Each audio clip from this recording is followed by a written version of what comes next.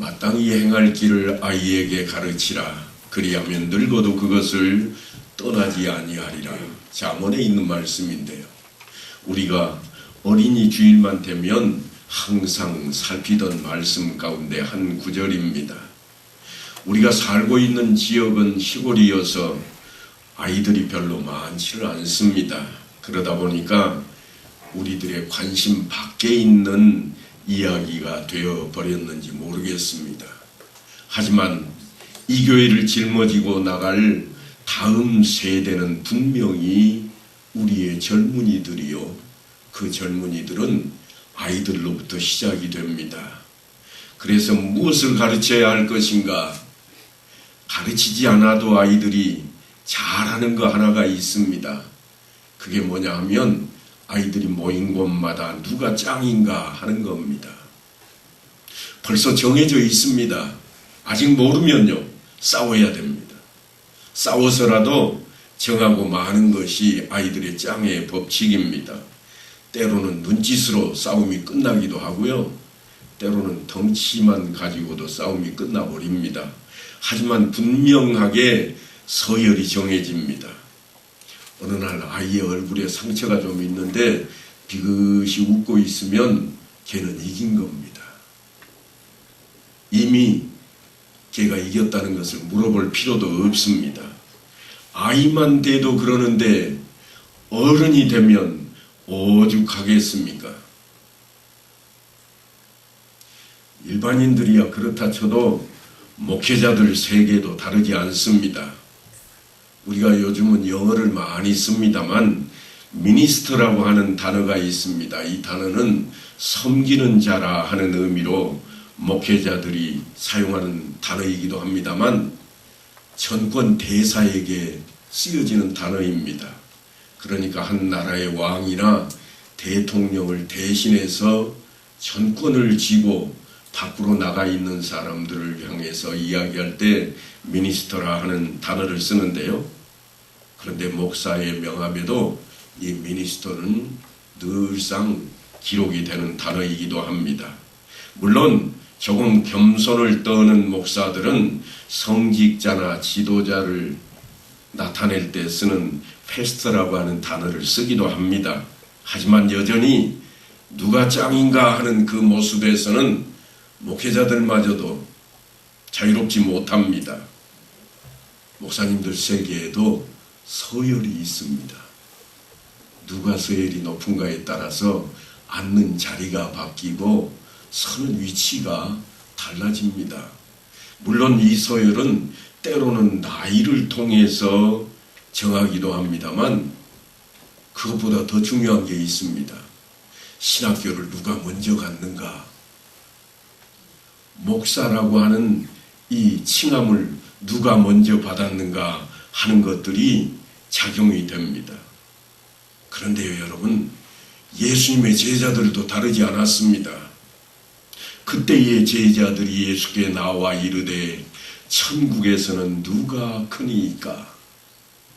제자들이 주님을 늘상 따라다니고 열심히 헌신하고 명령만 내리십시오, 내가 다 처단하겠습니다 하는 자세로 충성을 다짐하고 있지만 결국은 뭐였는가 하고 봤더니 누가 더 높은 자리에 앉을 수 있겠습니까? 누구에게 1번 서열을 주실랍니까? 그래서 성경에 보면 이런 말 하기 전에 가르쳐야 된다는 이야기들이 잠언 속에 늘 등장을 합니다. 짱이 되려고 하는 마음이 들기도 전에 가르쳐 놔야 된다고 하는 겁니다. 언제인가 하면 자라기 전입니다. 그래서 아이 가운데에도 어린 아이라 하는 표현을 썼습니다. 마땅히 행할 길을 아이에게 가르치라. 그리하면 늙어도 그것을 떠나지 아니하리라 하는 여기에 등장하는 아이라고 하는 이 말은 히브리어로는 나알이라고 하는 단어인데 이게 유아들에게 사용하는 단어입니다. 그냥 자신있게 뛰어다니고 다른 사람과 싸움을 하고 이런 정도의 나이 있는 아이를 어린아이라 그러는 게 아니라 일어서서 아장아장 걷고 스스로 모든 것을 할 수 없을 것처럼 보이는 아이를 성경에서는 어린아이라 그렇게 이야기합니다. 오늘 본문에서 예수님께서 한 어린아이를 불러 그들 가운데 세우시고 그랬습니다.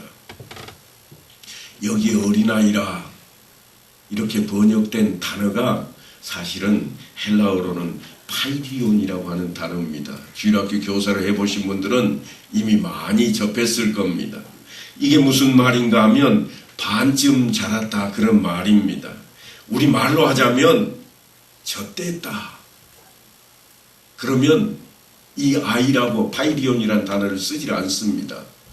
그러니까 아직도 젖도 못된 아이입니다. 성경은 비유적으로 성숙하지 않은 그러한 그리스도인들을 가리킬 때 이런 단어를 씁니다. 이는 젖을 먹는 자마다 어린 아이니 의의 말씀을 경험하지 못한 자요. 젖을 먹는 자가 어떤 아이라고 하고 있는가 하면 아직 하나님의 말씀을 경험하지 못한 자라. 말씀이 뭔지도 모르는 자라. 그렇게 이야기하고 있습니다. 그러니까 어린아이에게서 벗어나려고 하면 젖을 떼는 자가 되려고 한다면 말씀을 경험해야 된다. 그렇게 성경은 비유를 하고 있습니다. 마땅히 행할 길을 무엇이라고 하는가 하면 하나님의 말씀이라. 그러니까 마땅히 행할 길을 아이에게 가르치라 이 말은 젖을 떼기도 전에 가르쳐야 된다. 그런 차원입니다. 벌써 젖을 떼고 지가 아장아장 걸어서 지 마음대로 할라치면 엄마 손을 뿌리치기 시작합니다. 자기에게도 생각이 있다는 거죠. 그때는 늦는다고 성경은 우리에게 교훈하고 있습니다. 뿐만 아니라 그냥 말씀을 듣고 읽는 것을 말하고 있지를 않습니다. 경험해야 된다고 그럽니다. 말씀을 배운 대로 실천해야 한답니다. 그래서 우리는 무엇을 그렇게 표현하는가 하면 젖을 뗀다 하는 말을 그렇게 표현하는데 그때부터 아이가 하는 일이 있습니다. 젖을 떼면 뭐를 하죠? 이유식을 먹습니다. 물론 이유식을 먹을 때도 엄마가 다 해줍니다. 하지만 이 이유식을 먹을 때가 어느 때인가 하면 이제 스스로 조금씩 걸을 수 있는 때입니다. 걸음마를 하는 때입니다. 아장아장거립니다. 그런데 그때까지도 하지 못하는 게 있습니다. 오줌 가리는 일을 아직 못합니다. 오줌 가리는 일은 누가 하는가 하면 엄마가 대신 못 해줍니다. 아이가 스스로 해야 됩니다. 그래서 사도 바울이 이렇게 이야기합니다. 형제들아, 내가 신령한 자들을 대함과 같이 너희에게 말할 수 없어서 육신에 속한 자, 곧 그리스도 안에서 어린아이들을 대함과 같이 하노라. 오줌 가리는 것은 생각도 못했습니다. 아직 젖도 못 대고 있는 그런 모습으로 지금 대하겠다고 하는 겁니다. 그래서 고린도 교인들에게 뭐라고 사도 바울이 말하는가 하면 내가 너희를 젖으로 먹이고 밥으로 아니하였노니 이는 너희가 감당하지 못하였음이거니와 지금도 못하리라. 너희는 아직도 육신에 속한 자로다. 끊을 것을 끊고 가릴 것을 가리는 것은 고사하고 아직도 이유식이나 먹어야 될 그런 처지에 있다고 고린도 교회 성도들을 향해서 사도 바울이 외치고 있는 겁니다. 나도 예수 믿습니다 하고 입으로는 고백을 하고 있고 또한 몸으로는 예배당에 나와서 함께 예배를 드리고 있는 그런 모습을 보이고 있지만 여전히 그 속을 들여다보니까 아직 젖도 못된 것처럼 그런 모습을 담고 있다고 하는 것입니다. 아직도 떠먹여줘야 되느냐? 사도 바울의 이야기가 바로 그런 이야기입니다. 그런데 우리는 이렇게 이야기합니다. 내가 이 교회 나온 지 얼마나 된 줄 아요? 20년도 지났어. 근데 20년 지났으면 나한테 뭐 한 자리는 줘야지. 그런 사람들이 고린도 교회에 아주 셌습니다. 그래서 뭐라고 그러는가 하면 사도 바울이 아직도 젖 먹어야 되겠느냐. 제발 좀 행동을 바꿔봐라. 그런 이야기인 것입니다. 예수님께서 어느 날 제자들을 데리고 헐몬산으로 올라갑니다. 헐몬산이 어디 있는가 하면 이스라엘 땅 제일 북쪽에 있습니다.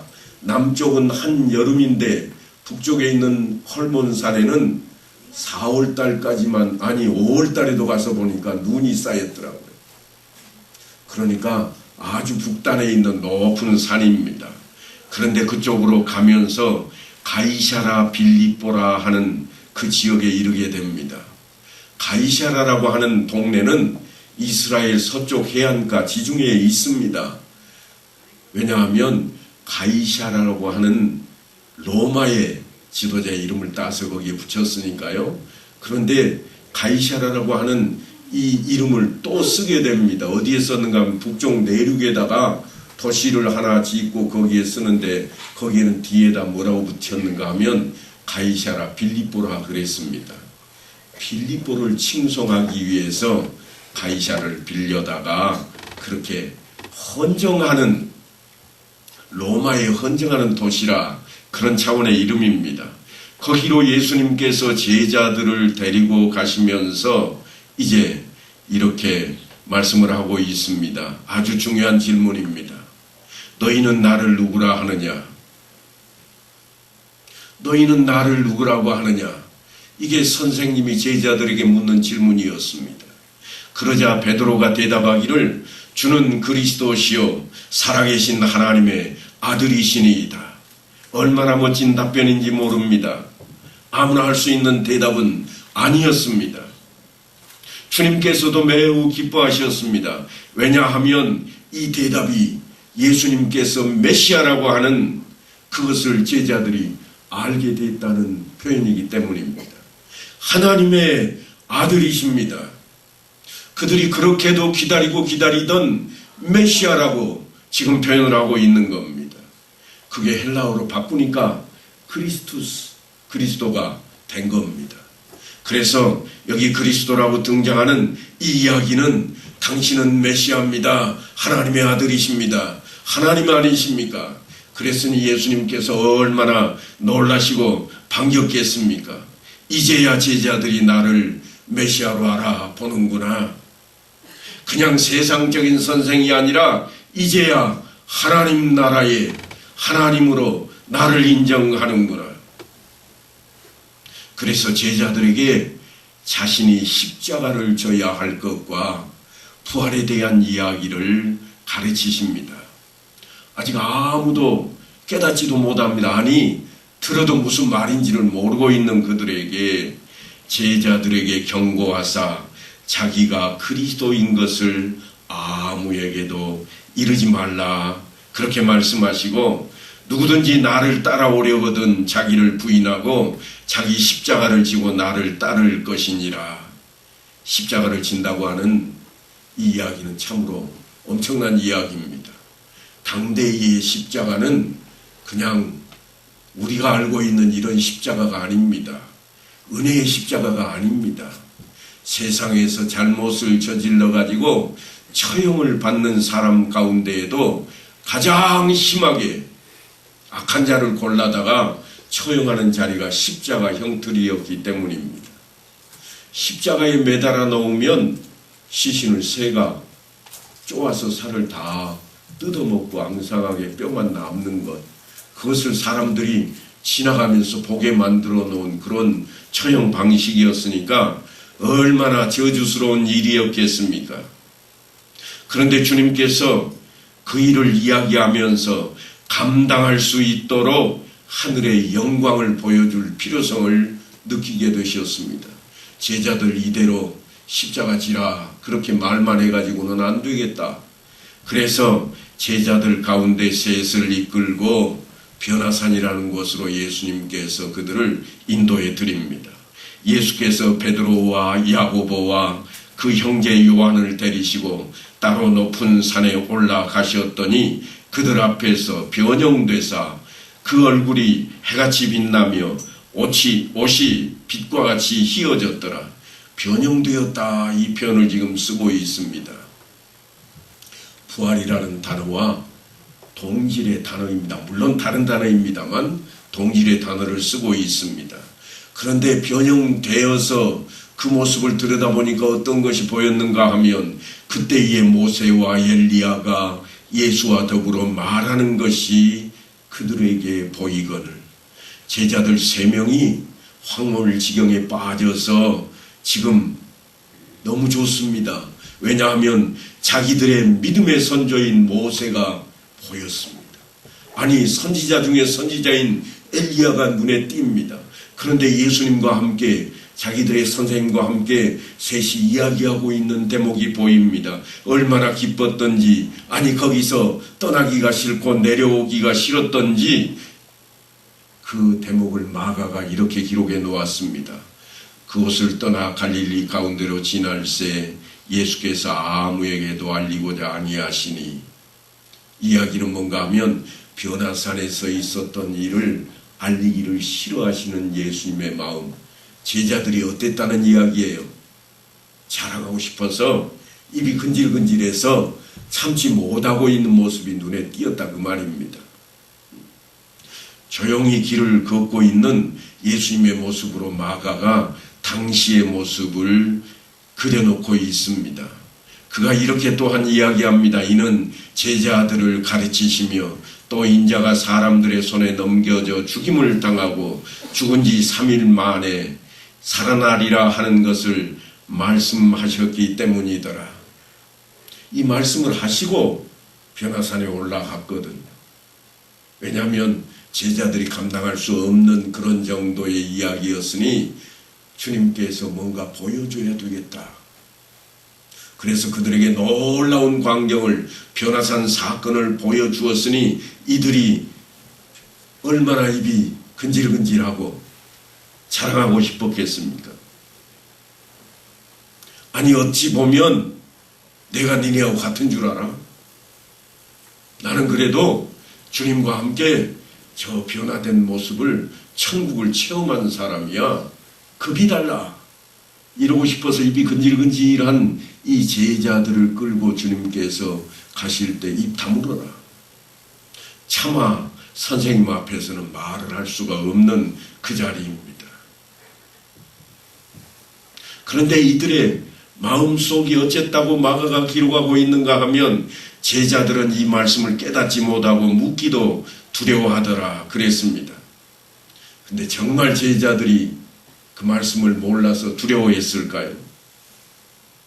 아니, 말씀의 뜻은 제대로 깨닫지 못했을 수도 있습니다만 그들은요, 무서워 떨고 있지는 않았던 것 같아요. 분명 주님께서는 다가오는 십자가 사건을 염두에 두시고 고심 속에 묵상하며 길을 걷고 있었지만 제자들의 관심은 다른 데 있었다고 하는 겁니다. 마가는 끈질기게 그 이야기의 끈을 놓지 않고 있습니다. 가버나움에 도착해서 집에 계실 때 주님께서 제자들에게 이렇게 말씀을 하십니다. 너희가 길에서 서로 토론한 것이 무엇이더냐? 길 걸어올 때 내가 조용히 입 다물라고 했는데 뭘 그렇게 서로 주고받았느냐 하는 이야기입니다.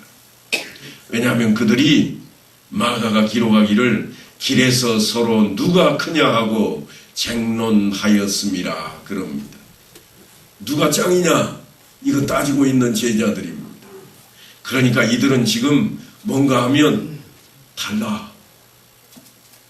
주님을 따라다니는 지금 이 무리들이 많이 있고 그 중에서도 나중에 주님께서 이제 우리가 사도라 칭하는 인물들로 구성된 제자 12명이 있지만 12 중에서도 우리 셋이 다른 데를 갔다 왔고 셋 중에서도 내가 최고야 그러지 않겠습니까?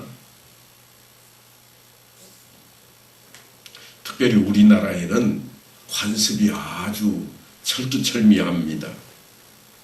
일반적으로 서로 만나면 반드시 하는 일이 있습니다.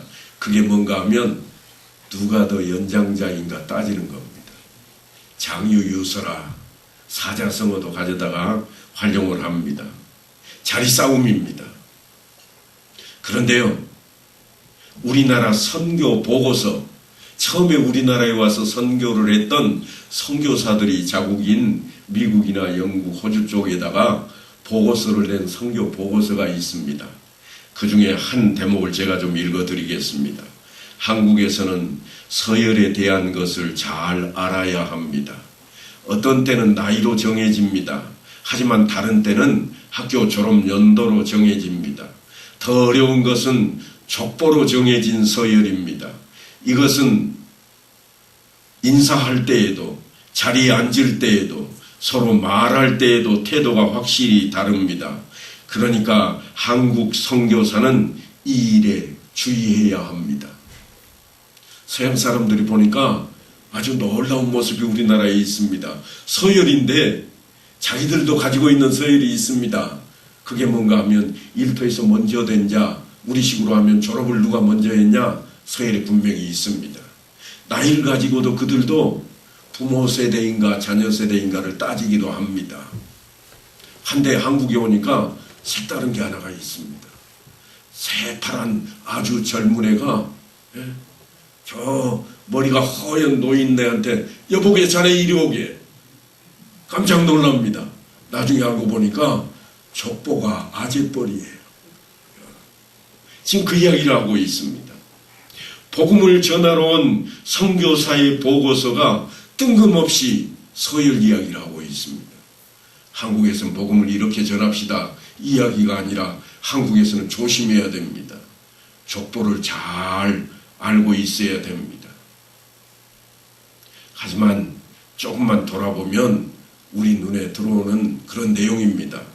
교회 안에도 있습니다.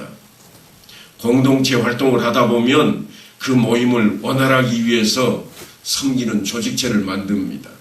그런데 조직체에 회장을 지나고 나면 뭐라고 뒤에 붙여주는가 하면 증경회장. 지금 회장이 아닙니다. 지나가 버렸는데 증경회장, 내가 몇 대 회장인 줄 알아? 새파랗게 젊은 회장이. 이런 이야기를 우리 교회 안에서도 마치 왕 위에 상왕이 있고 상왕 위에 태상왕이 있는 것처럼 그런 모습을 가지고 있습니다. 그러니까 이 자리 싸움에 대한 것은 마태나 누가만 가지고 있는 생각이 아닙니다. 성경에만 기록된 생각이 아니에요. 우리가 여전히 가지고 있습니다. 그런 자리에 주님께서 오늘 본문을 통해서 우리에게 교훈을 주고 있다는 겁니다. 오늘 틀림없이 어버이 주일입니다. 그래서 제가 여기 어린아이들이 많이 있으면 부모를 공경하라 하는 설교를 해야 되겠습니다만 오늘 이렇게 휘 둘러보니까 다 이거 달고 계시는데 다 같은 줄 알아? 그럴 사람이 있을까봐 제가 말씀을 좀 전하고 있는 겁니다.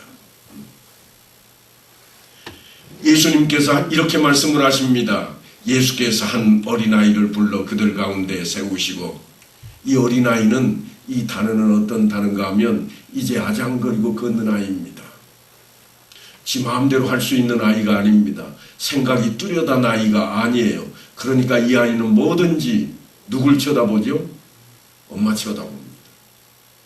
누군가가 불러도 자기 엄마 어디 있는가부터 쳐다보고, 뭐 하자고 그래도 엄마가 뭐라고 하는지 엄마 손을 쳐다보는 아이입니다. 그렇게 세워놓고 주님께서 하시는 말씀이 진실로 너희에게 이르노니 너희가 돌이켜 어린아이들과 같이 되지 아니하면 결단코 천국에 들어가지 못하리라. 엄마만 쳐다보는 아이처럼 너희도 누구를 쳐다봐야 된다는 거예요. 하나님만 쳐다봐야 된다. 천국에 아무나 들어가는 게 아니야. 너희 생각대로, 너희 주장대로, 너희 경험대로 할 것이 아니라 누구를 쳐다봐야 된다고 하는가 하면 오직 하나님만 쳐다보는 어린아이와 같은 그대로 되지 않으면 천국에 가는 것 생각도 하지 마라. 분명히 제자들이 이렇게 질문했습니다. 천국에서는 누가 더 큽니까? 큰 것을 누가 더 앞자리에 있는 것을 누가 더 위에 있을 것을 생각하고 제자들이 묻고 있는데 그 이야기는요, 그래도 내가 조금 더 낫지 않습니까? 내가 더 훨씬 낫잖아요. 지금까지 주님을 따라다닌 것만 봐도 그렇고 지금까지 우리가 해놓은 일만 봐도 내가 훨씬 더 낫지 않습니까? 바로 그런 대목에 주님께서 하시는 말씀이 너희가 돌이켜 어린아이들과 같이 되지 아니하면 결단코 천국에 들어가지 못하리라. 서열은 고사하고 그 자리에도 못 들어가겠다는 겁니다. 입장권도 없는 겁니다.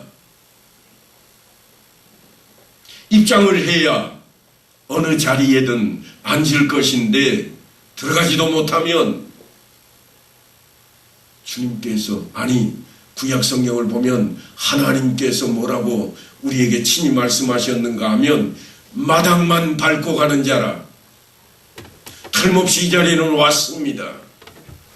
열심히 주일 성수하겠다고 뛰어왔습니다. 그런데 하나님만 쳐다보지 않으면, 오직 하나님 중심이 아니면 그 자리에도 들어가지 못할 것이라 그렇게 말씀을 하고 있습니다.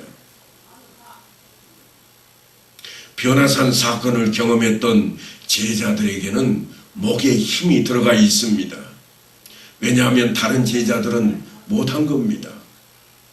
더군다나 다른 제자들은 이 변화산 사건이 일어나는 동안 무슨 일이 벌어졌는가 하면 간질병 걸린 아이에게서 귀신을 쫓아내는 일을 하고 있는데 그 일을 하지 못합니다.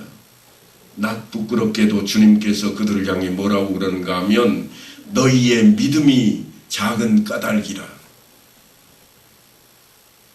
그리고 주님께서 하시는 말씀이 기도 외에 다른 곳으로는 이런 종류가 나갈 수 없느니라. 기도도 하지 않고 무슨 일을 했다고 그러냐? 그렇게 주님께서 제자들을 책망하고 있는 겁니다. 그래서 주눅이 들만한데 자리 싸움에 대한 미련은 여전히 이 사람들이 내려놓지를 못하고 있습니다. 그래서 하는 말이 천국에서 누가 큽니까? 하고 묻는 것이었고, 누구든지 이 어린아이와 같이 자기를 낮추는 사람이 천국에서 큰 자니라 하는 주님의 말씀을 듣게 됩니다. 그러니까 천국에서는 나이가 많은 것도, 다른 사람보다 더 높은 자리에 앉은 것도 아니라 더 낮은 자리로 자신을 세우는 자라. 다시 말해서 남을 나보다 낮게 여기는 자리라. 지금 그 말씀을 하고 있습니다. 사도 바울도 이 말씀을 우리에게 가르치면서 이렇게 설명합니다. 너희 안에 이 마음을 품으라. 곧 그리스도 예수의 마음이라. 하나님이신 예수님께서 우리를 살리기 위해 낮고 천한 자리요 생각하지도 못할 대속제물이 되어서 저주의 십자가에 달려 죽게 되었습니다. 그러니 이 놀라운 자리, 높은 자리가 아니라 낮은 자리로 가 있는 그 자리가 다름 아닌 천국을 향하는 자리가 되었다고 말씀하고 있는 겁니다. 그래서 사도 바울은 자기보다 남을 낮게 여기라고 하는 이 말씀으로 빌립보 교인들을 권면합니다. 이 섬김의 자세에 대해서 마가는 주님의 말씀을 다시 한번 더 전합니다. 뭐라고 전하는가 하면 누구든지 첫째가 되고자 하면 무사람의 끝이 되며 무사람을 섬기는 자가 되어야 하리라. 누구든지 내 이름으로 이런 어린 아이 하나를 영접하면 곧 나를 영접하며 누구든지 나를 영접하면 나를 영접함이 아니요 나를 보내신 이를 영접함이니라. 주님께서 왜 이런 행동을 하셨을까요? 지나가는 어린아이 하나, 아장거리는 아이 하나를 잘 대접한다고 해서 우리에게 돌아오는 특별한 그런 이익이 없습니다. 물론 그의 엄마한테는 감사합니다 하고 인사를 받을지 모르겠습니다만 별로 성과가 있어 보이질 않습니다. 오히려 여러분이 잘 아시는 대로 목사님 한번 대접하면 성도들에게도 좀 위신이 서는 것 같고, 또한 목사님도 나를 알아줄 것 같아서 생색을 내는 것이요, 또한 그런 것이 우리 눈에 더 잘 띄일 것입니다. 하지만 여러분, 한번 곰곰이 생각을 해 보십시다. 목사님 대접하겠다고 하는 생각과 오늘 나를 차량에 안전하게 운송하신 차량 부원을 대접하는 것과 여러분은 어느 것을 더 귀하게 생각하실랍니까? 성경은 분명하게도 여러분 가까이에 있는 더 천한 것처럼 보이는 사소한 것처럼 보이는 일에 열심을 내는 것이 훨씬 귀한 것이라 말씀합니다. 마태는 바로 그런 내용의 안건을 하나 더 우리에게 제공합니다. 실족하게 하는 일이 없을 수는 없으나 실족하게 하는 그 사람에게는 화가 있도다. 마음 상하게 하는 일, 쉽지 않은 일입니다. 그저 누구든지 내가 더 잘나 보이고 내가 더 높은 자리에 앉고 싶고 그래서 짱이 되려고 하지 않겠습니까? 그런데 우리는 늘 마음속에 있는 욕심이 걸림돌이 됩니다. 우리가 더 낫다고 생각을 합니다. 목사님 어쩌요? 우리가 훨씬 잘하지라. 이게 우리 생각이잖아요. 봉사하는 일의 시작은 틀림없이 섬김이었지만 그 섬김의 자리가 끝나기도 전에 우리 마음속에 와 닿아 있는 것은 누가 더 나은가 하는 것입니다. 편을 가르는 겁니다. 거침이 없습니다. 시기와 질투가 인에 끼어듭니다. 아주 사소하지만 말 한마디가 다른 사람의 가슴에 상처를 내는 겁니다. 그래서 실족하게 하는 일이 없을 수 없으나 실족하게 하는 그 사람에게는 화가 있으리라 말씀을 하고 있습니다.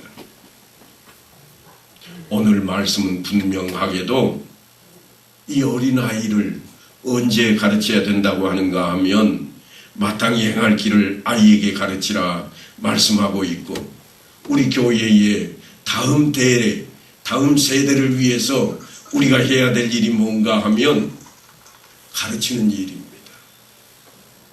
주님께서는 분명하게 내가 곧 길이요 진리요 생명이라 말씀을 하셨고 내가 너희에게 분부한 모든 것을 가르쳐 지키라고 명령하셨습니다.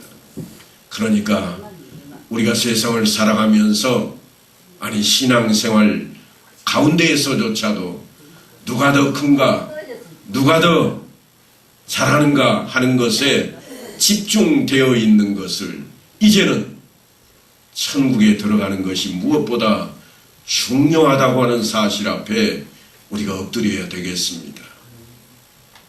인자가 온 것은 섬김을 받으려 함이 아니라 도리어 섬기려 하고 자기 목숨을 많은 사람의 대속물로 주려 함이니라.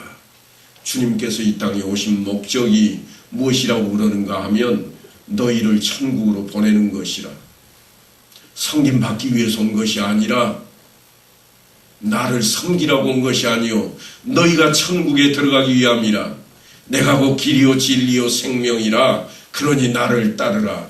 그렇게 이끌고 대속제물이 되셔서 우리를 천국으로 인도하셨습니다. 사랑하는 성도 여러분, 가정의 달을 맞아 우리 가정이 대를 이어서 우리 어린아이에 이르기까지 다 천국복음으로 변화되어서 하나님 나라의 백성이 될 수 있게 되기를 간절히 축원합니다.